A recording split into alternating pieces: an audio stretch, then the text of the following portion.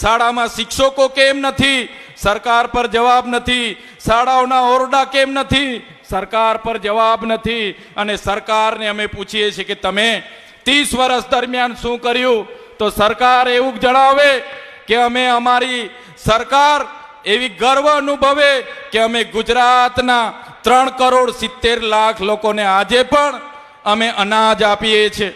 સાથીઓ, 5 કિલો ચોખા અને 5 કિલો ઘઉં એ લોકો 3,70,00,000 પરિવારોને અમે આપીએ એનો ગર્વ લે છે. એટલે અમે સરકારને કહેવા માંગીએ છીએ કે તમે 30 વર્ષમાં શું વિકાસ કર્યો. સાથીઓ, પૂરા ગુજરાતમાં માત્ર ને માત્ર ભ્રષ્ટાચાર આ ભાજપે કર્યો છે. ભય ફેલાવવાનું કામ કર્યું છે, પોલીસને દુરુપયોગ કરવાનું કામ કર્યું છે. અને જે પ્રકારે નવા નવા પ્રોજેક્ટો આવે છે અને એ પ્રોજેક્ટોમાં જમીનો લેવા માટે તંત્રનો ઉપયોગ થાય છે, પોલીસનો ઉપયોગ થાય છે.